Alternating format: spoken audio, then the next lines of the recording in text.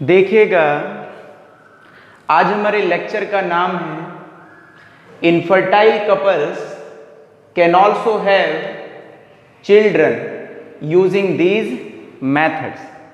इसका मतलब ये है कि कुछ इनफर्टाइल कपल्स, कुछ ऐसे कपल जो इनफर्टाइल हैं, जो बच्चे पैदा नहीं कर सकते हैं, यदि वो बच्चे पैदा करना चाहते हैं तो उन्हें कुछ मेथड्स का क्या लेना पड़ेगी, हेल्प लेनी पड़ेगी। तो ये भी कह सकते हैं कि यदि कोई इनफर्टाइल कपल्स, ऐसे जोड़े जो बच्चे पैदा नहीं कर पा रहे हैं और शादी को काफ़ी वक्त हो गया है, तो उन्हें विज्ञान के कुछ ऐसे मेथड को यदि हम वो अडॉप्ट करें तो उनके भी चिल्ड्रन हो सकते हैं। तो सबसे पहले हम ये देख रहे हैं कि ऐसी कौन सी वजह है जिस वजह से ये कपल्स इनफर्टाइल है या ये कपल बच्चे पैदा नहीं कर पा रहे हैं। तो सबसे पहले हम देख रहे हैं डिफेक्ट इन मेल देख रहे हैं कि पुरुष के अंदर ऐसी कौन सी कमी है जिस कमी की वजह से वो बच्चे पैदा नहीं कर पा रहा है। तो पहली वजह तो ये होती है, जो फर्स्ट वजह है, एबनॉर्मल शेप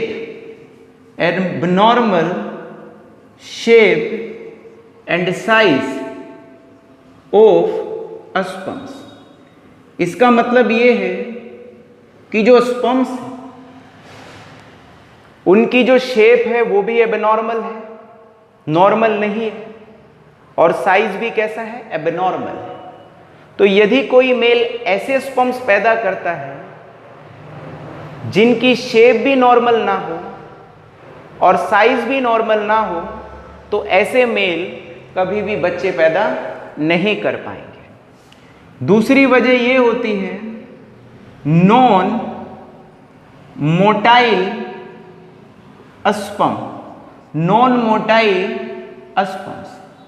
इसका मतलब ये है कि शरीर तो स्पर्म्स पैदा कर रहा है, मगर वो स्पर्म्स कैसे पैदा कर रहा है, नॉन मोटाइल स्पर्म पैदा कर रहा है।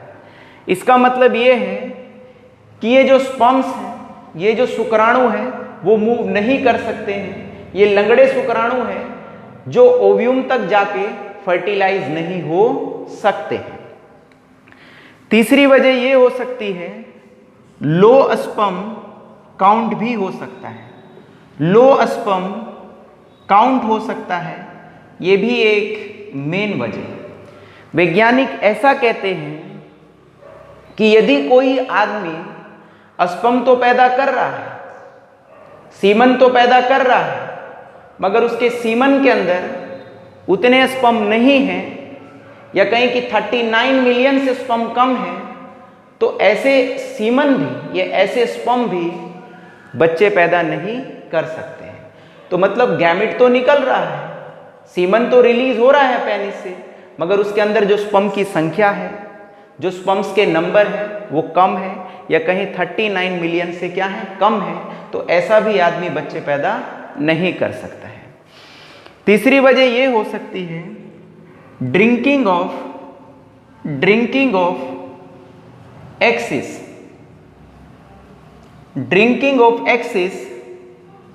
Alcohol and weak. कोई आदमी बहुत ज्यादा अल्कोहल पी रहा हो, शराब पी रहा हो, और बहुत ज्यादा कमजोर भी हो, तो वो भी आदमी बच्चे पैदा नहीं कर सकता है, या कई बार बच्चे पैदा करने में असक्षम रहता है, इनकैपेबल रहता है। क्योंकि यदि आप लोग बहुत ज़्यादा अल्कोहल पिएंगे तो आपके स्पर्म्स की जो क्वालिटी है वो खराब हो जाएगी, या कहीं की जो स्पर्म्स है वो बच्चे पैदा करने के लायक नहीं रहेंगे।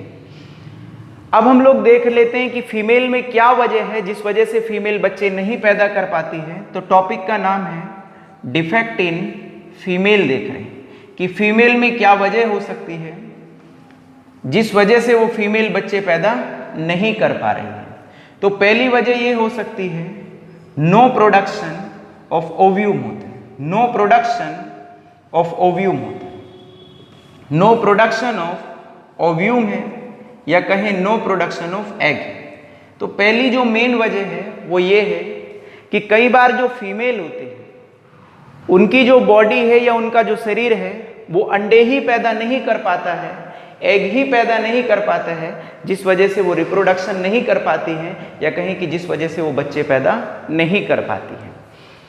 दूसरी जो वजह है, जो सेकंड वजह है, दूसरी वजह है वो ये है, सेकंड जो वजह है वो ये है एबनॉर्मल शेप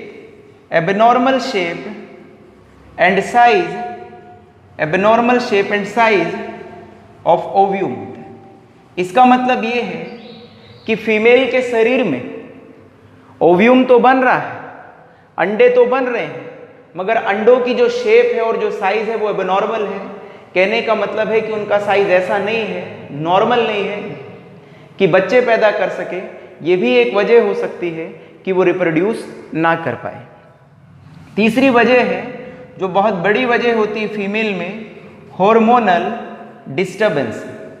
तो कई बार फीमेल की बॉडी में हार्मोन्स डिस्टर्ब हो जाते हैं, जैसे कि बॉडी में प्रोजेस्टेरॉन डिस्टर्ब हो गया है, एस्ट्रोजन डिस्टर्ब हो गया है। तो जैसे ही हार्मोन्स डिस्टर्ब होंगे, प्रोजेस्टेरॉन और एस्ट्रोजन, तो फीमेल के अंदर जो स्पर्म की क्वालिटी है वो एकदम खराब हो जाएगी, या ओव्यूम की जो क्वालिटी है वो एकदम खराब हो जाएगी, या कहें ओव्यूम ही नहीं बनेंगे, या कहें कि जो ओव्यूम बन रहे हैं वो फर्टिलिटी के लिए या फर्टिलाइजेशन के लिए अच्छे नहीं हैं। जो तीसरी वजह है और जो मेन वजह है वो ये है, चौथी वजह ये है ब्लॉकेज ऑफ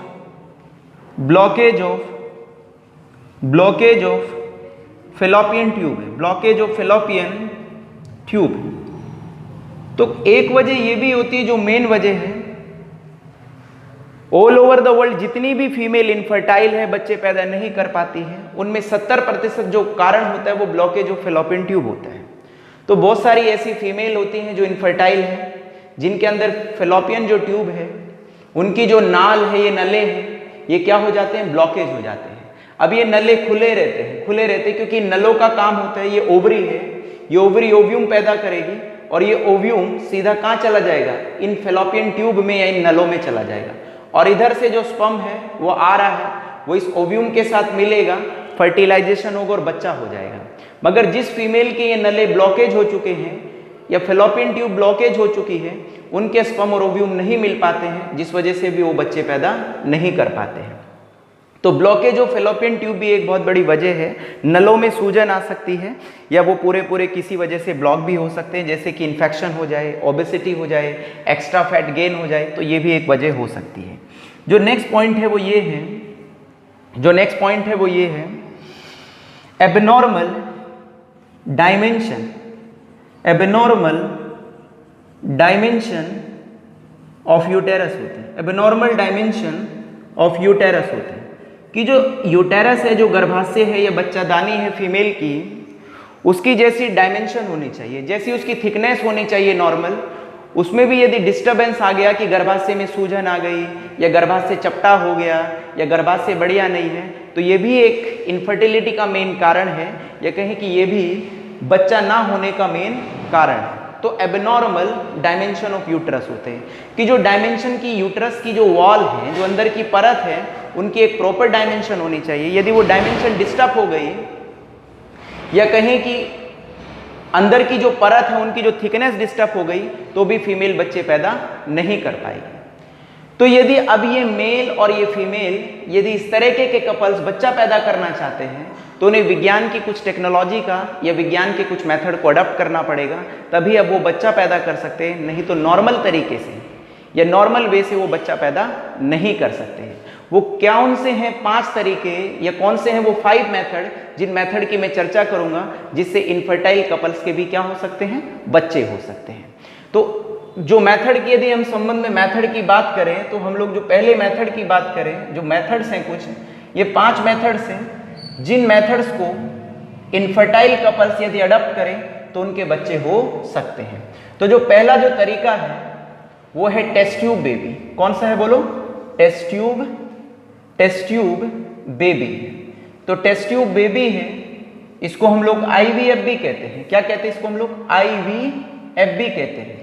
ये IVF होता है या टेस्ट ट्यूब बेबी होता है, ये एक पहला मेथड है। इस मेथड पे मैं इस लेक्चर में कोई चर्चा नहीं करूंगा, क्योंकि मैं इससे पिछले चैप्टर में पूरी डिटेल के साथ टेस्ट ट्यूब बेबी पे चर्चा कर चुका हूं।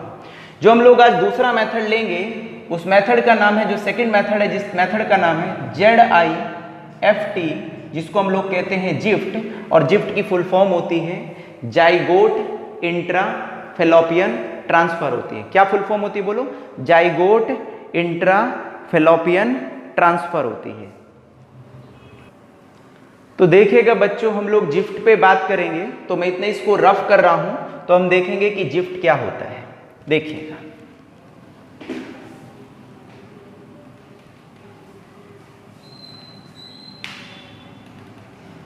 तो हम लोग किसके ऊपर बात करेंगे? जिफ्ट के ऊपर बात करेंगे। और जिफ्ट की फुल फॉर्म क्या होती है बोलो? जाइगोट इंट्रा फेलोपियन ट्रांसफर होते हैं। क्या होता है बोलो? जाइगोट इंट्रा फेलोपियन ट्रांसफर होता है। तो देखते हैं क्या होता है जिफ्ट। ओके, तो जो पहला तरीका था वो टेस्ट ट्यूब बेबी था, जिसको हम लोग IVF कहते हैं, इन विट्रो फर्टिलाइजेशन कहते हैं, जिसके बारे में मैं पहले डिस्कस कर चुका हूं। इस लेक्चर में हम यहां पर उसको नहीं ले रहे हैं। तो हम लोग जो दूसरा तरीका ले रहे हैं, जिस तरीके का नाम है जिफ्ट है, ZIFT जिफ्ट। इसको हम लोग कहते हैं जाइगोट, इसको कहते हैं हम लोग zygote intra fallopian, zygote intra fallopian transfer कहते हैं। क्या कहते हैं बोलो बच्चों? जाइगोट इंट्रा फेलोपियन ट्रांसफर कहते हैं। अब देखिए जाइगोट इंट्रा फेलोपियन ट्रांसफर क्या होता है। देखिए समझते हैं, जैसे ये मेल है, या कहें कि ये कौन है? हस्बैंड है, और इस हस्बैंड की ये क्या है? वाइफ। और इनकी शादी को 10 साल हो गए हैं और इनके कोई बच्चा नहीं है। तो ये डॉक्टर्स के पास गए और डॉक्टर्स ने इनका क्या करा? चेकअप करा। और डॉक्टर ने बताया कि जो हस्बैंड है वो कैसा है? नॉर्मल है। और यदि नॉर्मल है तो इसके स्पर्म्स भी कैसे हैं? नॉर्मल स्पर्म है। तो इसके शुक्राणु भी जो है, वो स्पर्म भी जो है नॉर्मल स्पर्म है, नॉर्मल स्पर्म है। कहने का मतलब ये है कि ये जो आदमी है वो पूरी तरीके से कैपेबल है, पूरी तरीके से योग्य है बच्चा पैदा करने के लिए। फिर इसकी वाइफ के भी चेकअप हुए, टेस्ट हुआ, इन्वेस्टिगेशन हुई इसकी बॉडी की, वाइफ की। तो पाया गया कि जो फीमेल है ये कैसी है? एबनॉर्मल। एबनॉर्मल का मतलब ये होता है कि इसकी बॉडी के अंदर जो अंडे रिलीज हो रहे हैं, ओव्यूम रिलीज हो रहा है, वो बच्चे पैदा करने के लायक नहीं है। तो कह सकते हैं कि इसके अंदर क्या है? एबनॉर्मल क्या है? एग है। तो इसकी बॉडी एबनॉर्मल एग पैदा कर रही है कि वो एग ऐसे पैदा कर रही है, ये वाइफ, ये इसकी बॉडी ऐसे एग पैदा कर रही है जो फर्टिलाइज होकर बच्चा बना नहीं सकते हैं। तो डॉक्टर इनको सजेस्ट करता है कि आपको कोई हेल्दी वाइफ डोनर देखनी पड़ेगी, ये हेल्दी फीमेल डोनर देखनी पड़ेगी, जो आपको एग देने के लिए सहमत हो जाए या एग देने के लिए एग्री हो जाए। तो ये दोनों सर्च करते हैं, तो इन्हें एक हेल्दी क्या मिल जाती है? इन्हें क्या मिल जाती है? एक हेल्दी क्या मिल जाती है? फीमेल डोनर मिल जाती है। तो हेल्दी फीमेल डोनर मिल गई, तो इस हेल्दी फीमेल डोनर से इनकी दोनों की बातचीत होती है और ये हेल्दी फीमेल डोनर तैयार हो जाती है कुछ पैसों में, फ्री में नहीं होती है। या तो ये रिलेटिव होनी चाहिए, यदि ये रिलेटिव नहीं है, अननोन है, तो ये कुछ पैसे लेगी और बदले में क्या देगी? एग देगी। तो ये हेल्दी फीमेल डोनर है। इस हेल्दी फीमेल डोनर से डॉक्टर क्या करेगा? जो डॉक्टर है इस हेल्दी फीमेल डोनर से, जो डॉक्टर है इस हेल्दी फीमेल डोनर से आइसोलेट कर लेंगे। क्या कर लेंगे? आइसोलेट कर लेंगे। किसको आइसोलेट कर लेंगे? ओव्यूम को आइसोलेट कर लेंगे, या कहें किसको आइसोलेट कर लेंगे? अंडे को आइसोलेट करेंगे। तो ये अंडा दे के चली गई, ये ओव्यूम दे के चली गई। अब इसकी क्या हो चुकी है? छुट्टी हो चुकी है। अब जो भी काम है वो इन दोनों का है और किसका है? डॉक्टर का है। तो डॉक्टर इसके ओव्यूम को ले चुका है, इसके एग को ले चुका है। तो डॉक्टर इस ओव्यूम को उठा लिया। तो डॉक्टर ने यहाँ पर इस ओव्यूम को उठा लिया। किसके ओव्यूम को उठाया? हेल्दी फीमेल डोनर के या सेकंड पर्सन के ओव्यूम को उठा लिया, जिससे इन दोनों ने लिया है। हस्बैंड के तो स्पर्म बिल्कुल नॉर्मल थे, तो हस्बैंड के स्पर्म ले लिए, डॉक्टर ने स्पर्म्स ले लिए। अब इन स्पर्म्स को डॉक्टर ने लैब में लिया है। अब इन दोनों स्पर्म्स को लेबोरेटरी में डॉक्टर ने क्या करा, फर्टिलाइज कराया। क्या कराया डॉक्टर ने, इनको फर्टिलाइज कराया। और जैसे फर्टिलाइज का मतलब होता है मिलाना, तो डॉक्टर ने क्या करा, इन दोनों पे इसके ओव्यूम को, इस हेल्दी फीमेल डोनर के ओव्यूम को और इस नॉर्मल हस्बैंड जो है उसके स्पर्म्स को मिला दिया। और कहाँ मिलाया, लैब में मिलाया। ये सब काम लैब में होता है, डॉक्टर करते हैं इसको। तो जैसे ही फर्टिलाइज हुआ, तो फर्टिलाइज होने के बाद क्या बन गया, जाइगोट बन गया। क्या बन गया, जाइगोट बन गया। अब इस जाइगोट को क्या करेंगे, डॉक्टर उठाएंगे। ये कहाँ बना है जाइगोट, लैब में ही बना है। ये लैब में जाइगोट बना। अब क्या करेंगे, जो डॉक्टर है इस जाइगोट को उठाएंगे और इस जाइगोट को ये जो वाइफ है, ये जो वाइफ है, इस हस्बैंड की जो वाइफ है, इसकी वजाइना से, इसकी वजाइना से, इसकी जो वजाइना है, इसकी जो योनि है, इससे कहाँ छोड़ देंगे, कहाँ पे छोड़ देंगे, इसकी फेलोपियन ट्यूब में छोड़ देंगे। कहाँ छोड़ देंगे, फेलोपियन ट्यूब में छोड़ देंगे। तो इस जाइगोट जो बना है, इस जाइगोट को इस फीमेल की जो अंडे पैदा नहीं कर पा रही थी, इस फीमेल की फेलोपियन ट्यूब में छोड़ना ही कहलाता है जाइगोट इंट्राफेलोपियन ट्रांसफर कहलाता है। तो जाइगोट को इंट्रा मतलब अंदर और कहां पर, फेलोपियन ट्यूब में, और ट्रांसफर मतलब ट्रांसफर। तो इसका मतलब यह है कि ट्रांसफर कर दिया किसको, जाइगोट को ट्रांसफर कर दिया इस फीमेल की फेलोपियन ट्यूब में। अब जैसे ही ट्रांसफर करा, तो जाइगोट छोड़ दिया। अब ये जाइगोट यूटेरस की तरफ को, गर्भाशय की तरफ को या बच्चादानी की तरफ को मूव करना क्या करेगा, शुरू करेगा। और इस फीमेल की, जिस फीमेल के अंडे नॉर्मल नहीं थे, इस फीमेल के गर्भाशय से या इस फीमेल की बच्चादानी से क्या होगा, चिपक जाएगा। क्या होगा, चिपक जाएगा। इस तरह से इससे जाके चिपक जाएगा और इसका आगे का डेवलपमेंट जो है वो होना शुरू हो जाएगा। और 8-9 महीने के बाद जो है ये फीमेल भी जो है बच्चे पैदा कर देगी और इसके क्या हो जाएगा, एक बच्चा हो जाएगा। इसी को कहते हैं हम लोग जिफ्ट, या इसी को कहते हैं हम लोग जाइगोट इंट्राफेलोपियन ट्रांसफर कहते हैं। क्या कहते हैं, जाइगोट इंट्राफेलोपियन ट्रांसफर कहते हैं। तो अब बच्चों हम लोग दूसरा तरीका ले रहे हैं जिसका नाम है, ये पहला तरीका है, यदि इस तरीके को इनफर्टाइल कपल्स अडॉप्ट करें तो इनके क्या हो सकता है, बच्चा हो सकता है। जो दूसरा तरीका है उसको हम लोग कहते हैं IUI कहते हैं। क्या कहते हैं, IUI कहते हैं। IUI की फुल फॉर्म होती है इंट्रा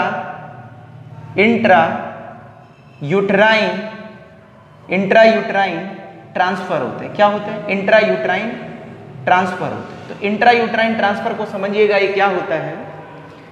इसको मैं मिटा रहा हूं हल्के से को, थोड़े कोई जो पहले वाला था। अब हम इसके बाद जो पढ़ेंगे वो पढ़ेंगे इंट्रा यूट्राइन ट्रांसफर पढ़ेंगे। क्या पढ़ेंगे, इंट्रा यूट्राइन ट्रांसफर पढ़ेंगे। देखिएगा, समझिएगा इंट्रा यूट्राइन ट्रांसफर क्या होता है। इंट्रा यूट्राइन ट्रांसफर बिल्कुल जिफ्ट की तरह ही है, बट हल्का सा फर्क है। जैसे कि एक हस्बैंड है, ये हस्बैंड है, ये हस्बैंड है, और ये हस्बैंड कैसा है, नॉर्मल है। ये हस्बैंड नॉर्मल है, हस्बैंड नॉर्मल है। और इसकी जो वाइफ है, इसकी जो वाइफ है वो कैसी है, एबनॉर्मल है। जो एबनॉर्मल है, एबनॉर्मल है। और एबनॉर्मल का मतलब ये है कि ये नॉर्मल एग पैदा नहीं कर पा रही है। तो ये जो अंडे पैदा कर रही है वो अंडे कैसे हैं, एबनॉर्मल है। एबनॉर्मल एग पैदा कर रही है, एबनॉर्मल एग पैदा कर रही है। ये एबनॉर्मल क्या पैदा कर रही है, ओव्यूम पैदा कर रही है। कहने का मतलब ये है कि जो इस पति की ये जो पत्नी है, ये अंडा तो पैदा कर रही है, ओव्यूम तो पैदा कर रही है, मगर ओव्यूम सारे कैसे हैं, एबनॉर्मल है, जो बच्चे पैदा नहीं कर सकते।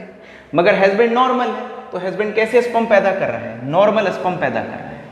अब इनकी शादी को 15 साल हो गए हैं, बच्चे हुए नहीं, तो डॉक्टर के पास गए, सभी चेकअप हुए और चेकअप से पता चला कि हस्बैंड तो नॉर्मल है, हस्बैंड के स्पर्म्स नॉर्मल है, वाइफ एबनॉर्मल है, या कहीं कि उसके जो ओव्यूम है वो एबनॉर्मल है। तो डॉक्टर यही कहेंगे, इनको भी सजेस्ट यही करेंगे कि आप किसी भी हेल्दी फीमेल डोनर को ढूंढ लीजिएगा जो आपको पसंद हो, या फिर आपका कोई रिलेटिव्स हो जो आपको क्या दे सके, एग दे सके। तो इसमें भी क्या करेंगे, इसमें भी ऐसा ही करेंगे डॉक्टर लोग कि जो हेल्दी फीमेल डोनर है उससे डॉक्टर आइसोलेट कर लेंगे, किसको, ओव्यूम को कर लेंगे। क्यों करेंगे आइसोलेट ओव्यूम को, क्योंकि इस फीमेल के अंडे अच्छे नहीं है जो बच्चा पैदा कर सके। तो इससे डॉक्टर ने ओव्यूम को क्या कर लिया, आइसोलेट कर लिया। अब ओव्यूम को आइसोलेट कर लिया, और इससे पति से क्या आइसोलेट कर लिया है, स्पर्म आइसोलेट कर लिया। अब स्पर्म आइसोलेट कर लिया। अब ये जो हेल्दी फीमेल डोनर है इसकी तो छुट्टी हो गई है, तो चली गई, इसका तो मुश्किल से काम घंटे भर का था हॉस्पिटल में, उसके बाद इसका कोई काम नहीं है। अब क्या करेंगे, जो डॉक्टर है, ये जो स्पर्म था इस हस्बैंड का और ये जो ओव्यूम था डोनर का, इन दोनों को लैब के अंदर क्या करेंगे, फर्टिलाइज कराएंगे। क्या कराएंगे, फर्टिलाइज कराएंगे। कहाँ फर्टिलाइज कराएंगे, लैब के अंदर फर्टिलाइज कराएंगे। और जैसे ही फर्टिलाइज कराएंगे तो इससे क्या बनेगा, जाइगोट बनेगा। क्या बनेगा, जाइगोट बनेगा। ये जाइगोट भी कहाँ बनेगा, लैब में बनेगा। फिर ये जो जाइगोट होता है, ये जाइगोट जो है वो डिवाइड करेगा। क्या करेगा, डिवाइड करेगा, मतलब विभाजन करेगा। जाइगोट जो है वो एक सेल होती है, या जाइगोट जो है वो बहुत छोटा होता है। तो ये जाइगोट डिवाइड करेगा और डिवाइड करके क्या बनाएगा, एम्ब्रियो बनाएगा। क्या बनाएगा, एम्ब्रियो बनाएगा। और ये एम्ब्रियो करीबन 8 से 32 सेल का होता है। करीबन 8 से 32 सेल का होता है ये एम्ब्रियो। तो ये एम्ब्रियो बन गया। अब ये एम्ब्रियो कहाँ बना है, यदि कोई पूछे तो ये एम्ब्रियो कहाँ बना है, लैब में बना है। तो ये एम्ब्रियो तो बन गया है, बट ये एम्ब्रियो कहाँ बना है, लैब में बना है। अब क्या करेंगे, डॉक्टर इस एम्ब्रियो को उठाएंगे। क्या करेंगे, डॉक्टर इस एम्ब्रियो को उठाएंगे और उठा करके इस हस्बैंड की जो ये पत्नी है, इस पति की जो ये पत्नी है, जिसके अंडे अच्छे नहीं थे या बच्चा पैदा नहीं कर सकते थे, तो इस एम्ब्रियो को उठा करके इसके सीधे कहाँ डाल देंगे, यूट्रस में डाल देंगे, इसकी बच्चादानी में डाल देंगे। और जैसे ही बच्चादानी में डालेंगे इस एम्ब्रियो को, तो एम्ब्रियो जाके इसकी बच्चादानी से चिपक जाएगा, जिसको हम लोग इम्प्लांटेशन कहते हैं। तो ये जा करके चिपक जाएगा। तो ये चिपक गया है, इस तरह से ये चिपक गया है। तो ये क्या है, एम्ब्रियो। तो ये एम्ब्रियो इससे जाके चिपक गया और इसी पूरे प्रोसेस को कहते हैं हम लोग IUI, intra uterine transfer. Intra का मतलब है अंदर, यूट्राइन का मतलब यूटेरस के, और किसको ट्रांसफर करा, एम्ब्रियो को। इसी को कहते हैं हम लोग इंट्रा यूट्राइन एम्ब्रियो ट्रांसफर। क्या कहते हैं, इंट्रा यूट्राइन एम्ब्रियो ट्रांसफर, या IUI कहते हैं। अब ये ट्रांसफर कर दिया है, बच्चादानी के अंदर वाली परत से चिपक गया है, जिसको इम्प्लांटेशन कहते हैं। अब इसका फर्दर डेवलपमेंट होगा और 8-9 महीने में पूरा डेवलप हो जाएगा। और डेवलप होने के बाद ये इसका जन्म हो जाएगा। और इस फीमेल के भी, जो फीमेल बच्चा पैदा नहीं कर सकती थी, तो इस फीमेल के भी क्या हो जाएंगे, बच्चे हो जाएंगे। और ये अपनी ज़िंदगी में क्या मनाएगी, खुशी मनाएगी। तो अब हम तीसरा जो मेथड ले रहे हैं, इस तीसरे मेथड को भी कुछ लोग अडॉप्ट करके उनके क्या हो सकते हैं, बच्चे हो सकते हैं। चलिए बच्चों, तो अब हम लोग तीसरा जो मेथड है उसको देख लेते हैं। ठीक है, ओके, इसको मैं रफ कर रहा हूँ। तो जो तीसरा मेथड है, इसको भी अडॉप्ट करके इनफर्टाइल कपल्स, उनके क्या हो सकते हैं, बच्चे हो सकते हैं। क्या हो सकते हैं, उनके बच्चे हो सकते हैं। देखिएगा तीसरा मेथड क्या है, उसको भी हम लोग समझते हैं। थर्ड मेथड क्या है,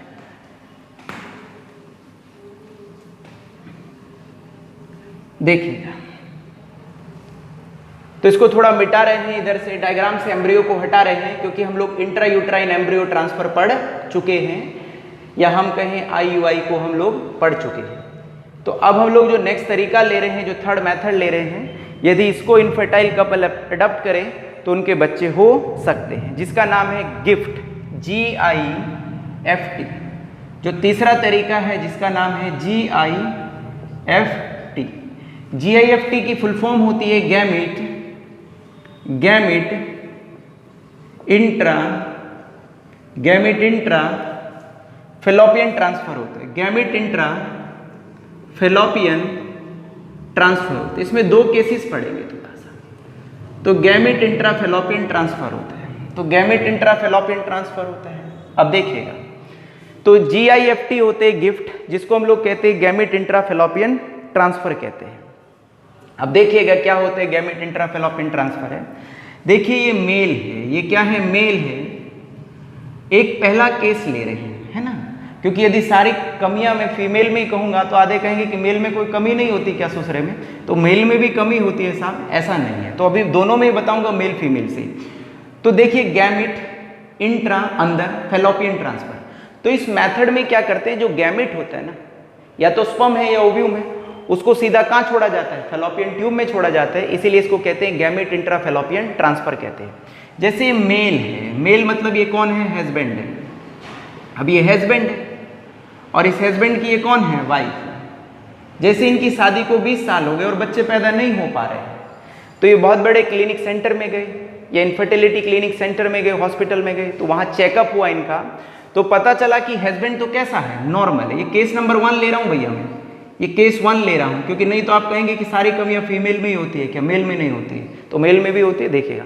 तो ये हस्बैंड जो है वो कैसा है, नॉर्मल है। तो हस्बैंड नॉर्मल है, तो हस्बैंड नॉर्मल है तो स्पर्म भी कैसा होगा, नॉर्मल स्पर्म होगा इसका। तो इसका नॉर्मल स्पर्म होगा, तो इसका नॉर्मल स्पर्म होगा, नॉर्मल स्पर्म होगा।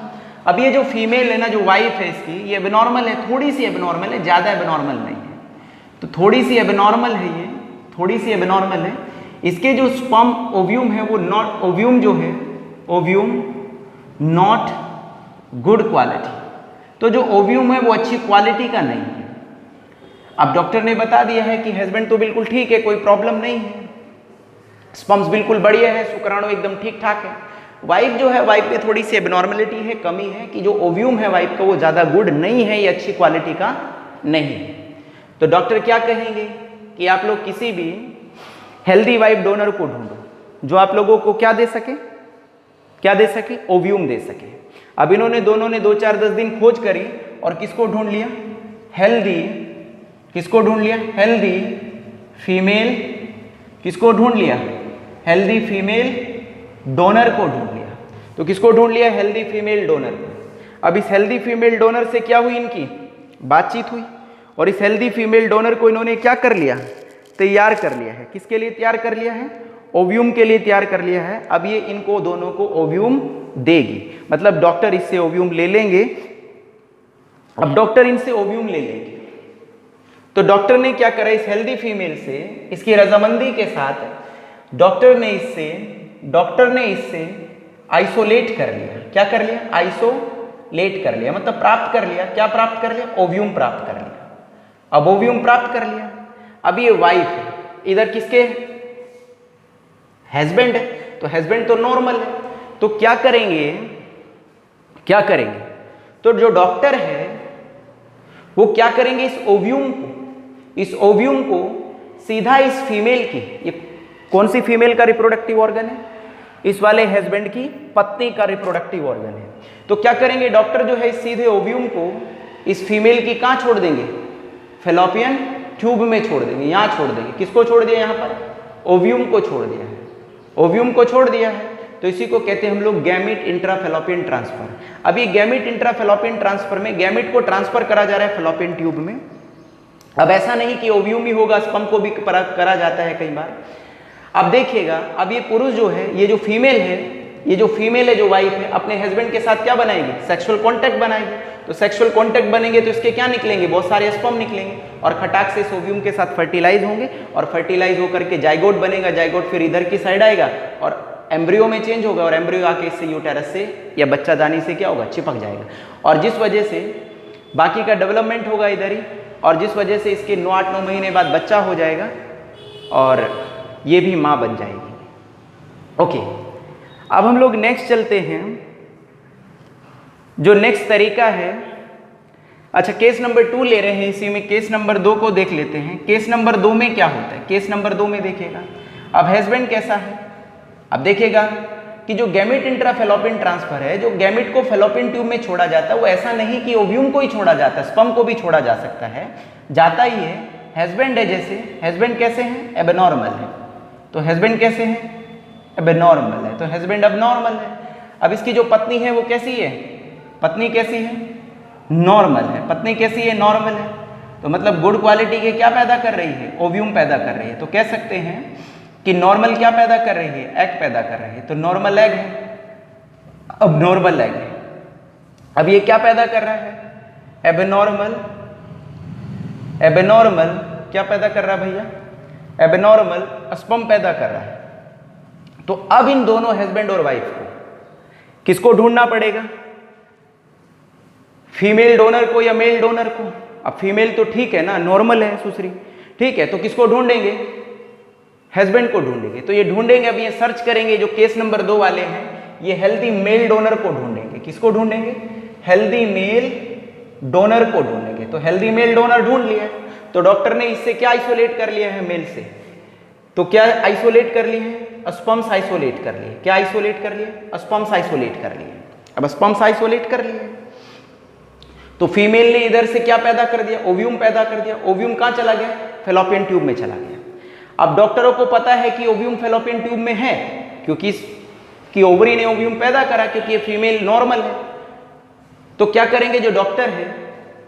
अब डॉक्टर क्या करेंगे? जो भी है इंजेक्शन ट्यूब व्यूब वगैरह से इन स्पर्म्स को ट्यूब व्यूब में भरेंगे, इंजेक्शन में जैसे भी भरेंगे। इधर कौन है? ये ओव्यूम है। अब कहेंगे ये ओव्यूम कहां से आ गया? ये ओव्यूम ओवरी से आया है, इस ओवरी ने प्रोड्यूस करा है। इधर से डॉक्टर को पता है, अल्ट्रासाउंड में पता चल गया है कि ओव्यूम, सोनोग्राफी में पता चल गया है कि फैलोपियन ट्यूब में कौन है? ओव्यूम है। तो इधर से डॉक्टर जल्दी से जो भी है इंजेक्शन या ट्यूब व्यूब के वगैरह से इन स्पर्म्स को क्या करेगा? छोड़ देगा। और कहां छोड़ देगा? फैलोपियन ट्यूब में छोड़ देगा। इसी को कहते हैं हम लोग गैमीट इंट्राफैलोपियन ट्रांसफर होते हैं। तो इसमें क्या होता है कि यदि मेल स्पर्म्स नहीं पैदा कर रहा है तो दूसरे मेल के स्पर्म फैलोपियन ट्यूब में छोड़ देते हैं, या फीमेल ओव्यूम नहीं पैदा कर रही तो दूसरी फीमेल के, जो हेल्दी फीमेल है, किसी डोनर फीमेल के ओव्यूम को इधर छोड़ देता है, ताकि उनका फर्टिलाइजेशन हो सके। फर्टिलाइजेशन से जाइगोट बन सके, जाइगोट से एम्ब्रियो, और एम्ब्रियो से फिर पूरा का पूरा बच्चा बन सके, और इन कपल्स के भी क्या हो सके? बच्चे हो सके। तो इस तरह से ये तीसरा मेथड था। अब हम लोग चौथा मेथड ले रहे हैं, जिसको हम लोग कहते हैं ICSI।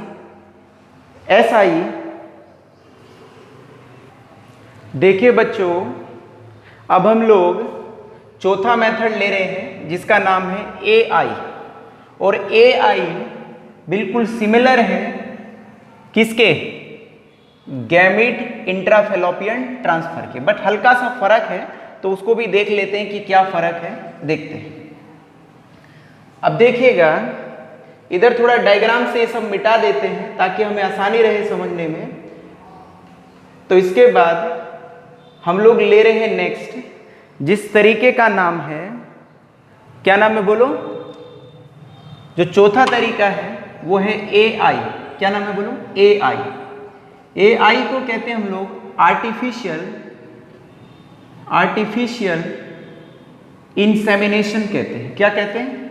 आर्टिफिशियल इंसेमिनेशन कहते हैं। तो आर्टिफिशियल इंसेमिनेशन किसका होता है? देखिएगा, आर्टिफिशियल इंसेमिनेशन किसका होता है? तो सबसे ज़्यादा तो आजकल ये जानवरों का हो रहा है।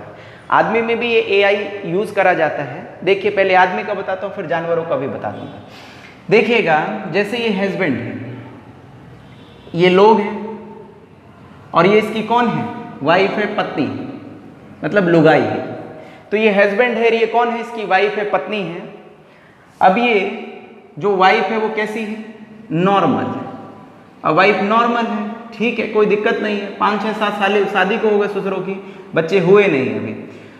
तो जब इन्वेस्टिगेशन हुआ, जब चेकअप वेकअप हुआ बॉडी का, तो वाइफ तो कैसी निकली? नॉर्मल निकली, कोई दिक्कत नहीं है इसको। मतलब इसके कैसे हैं? नॉर्मल क्या है? ओव्यूम। तो ये ओव्यूम जो पैदा कर रहे हो वो बिल्कुल और नॉर्मल है, कोई दिक्कत नहीं है। मगर जब हस्बैंड का चेकअप हुआ तो हस्बैंड कैसा मिला? एबनॉर्मल मिला। कैसा मिला हस्बैंड? एबनॉर्मल मिला। तो इसका मतलब क्या है इस भाई के? एबनॉर्मल क्या है? स्पर्म है। अब ये चाहे अपनी जिंदगी में हजारों बार भी सेक्सुअल कॉन्टैक्ट बनाए तो भी ये बच्चा पैदा नहीं कर सकता है। तो डॉक्टर ने बता दिया है कि तेरे स्पर्म जो है वो एबनॉर्मल है, तो बच्चे पैदा नहीं कर सकता है, तेरी वाइफ बच्चे पैदा कर सकती है।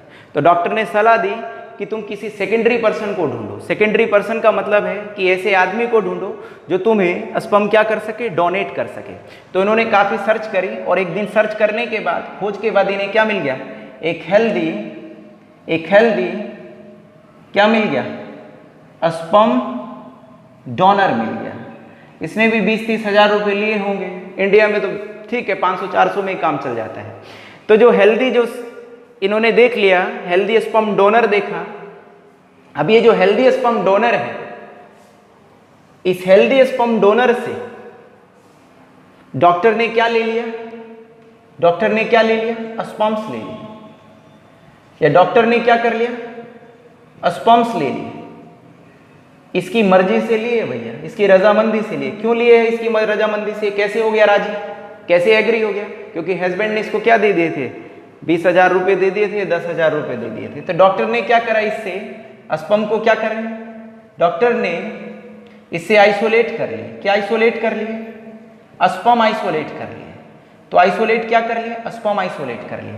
अब इन स्पर्म को क्या करेगा जो डॉक्टर है, वो सीधा ये जो वाइफ है, जो नॉर्मल वाइफ है और हेल्दी वाइफ है, इसकी सीधी कहां छोड़ देगा? वजाइना में छोड़ देगा। कहां छोड़ देगा? सीधी वजाइना में छोड़ देगा। इस गैमेट को, इन स्पर्म को सीधा कहां छोड़ देगा? वजाइना में छोड़ देगा। इसी को कहते हैं हम लोग क्या कहते हैं इसको हम लोग? आर्टिफिशियल इंसेमिनेशन कहते हैं। तो यहाँ पे छोड़ देगा ससुरा, और जैसे ही छोड़ेगा तो ये जाकर के इधर उधर जाएंगे, फेलोपियन ट्यूब में और ओव्यूम से जाके क्या हो जाएंगे? फर्टिलाइजेशन हो जाएंगे। तो इसको कहते हैं हम लोग आर्टिफिशियल इंसेमिनेशन कहते हैं। कभी कभी डॉक्टर जो है वजाइना में ना छोड़ करके इनको स्पर्म को डॉक्टर कहाँ छोड़ देते हैं? यूटेरस में छोड़ देता है। कहाँ छोड़ देते हैं? यूटेरस में छोड़ देता है। किसको यूटेरस में छोड़ देता है? स्पर्म्स को यूटेरस में छोड़ देता है। तो डॉक्टर सीधा वजाइना से ट्यूब लगाएगा और इधर ट्यूब से क्या करेगा? इंजेक्शन जो भी लगाएगा और सीधा कहाँ छोड़ देगा? यूटेरस में छोड़ देगा, बच्चादानी में छोड़ देगा। यदि वो वजाइना में छोड़ता है तो आर्टिफिशियल इंसेमिनेशन कहलाता है, और यदि वजाइना में छोड़ता है सीधा तो इसको हम लोग कहते हैं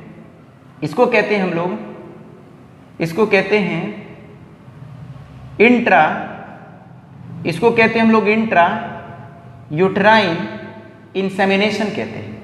क्या कहते हैं? इंट्रा यूट्राइन इंसेमिनेशन कहते हैं, जिसको शॉर्ट में कहते हैं हम लोग IUI कहते हैं। क्या कहते हैं? IUI कहते हैं, इंट्रा यूट्राइन इंसेमिनेशन।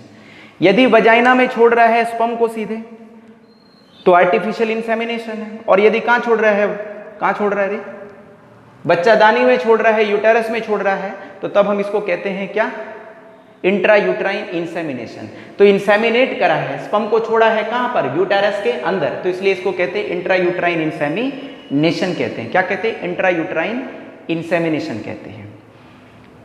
अब देखिएगा, जानवरों में मैं बता देता हूं, जैसे गाय है, गाय का तो पता ही होगा आप लोगों को, आजकल बैल तो मिलते नहीं हैं। तो डॉक्टर जो होते हैं ना, वो अपने जो डॉक्टर होते हैं, वो जो बैल होते हैं, जो बल होता है, उसके स्पर्म एक ट्यूब के अंदर भर के रखते हैं।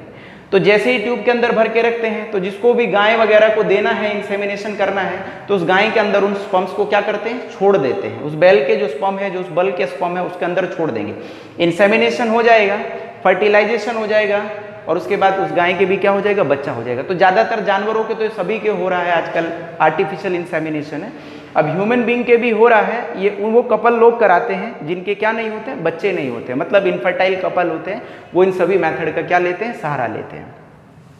ये जितनी भी टेक्निक हैं, जितने भी प्रोसेस हैं, या जितने भी तरीके हैं, ये टेक्नोलॉजी हैं, ये सभी के सभी बड़े बड़े हॉस्पिटल में होती हैं या सेंटर्स में होती है, जिन सेंटर को हम लोग कहते हैं इनफर्टिलिटी, जिनको कहते हैं हम लोग इनफर्टिलिटी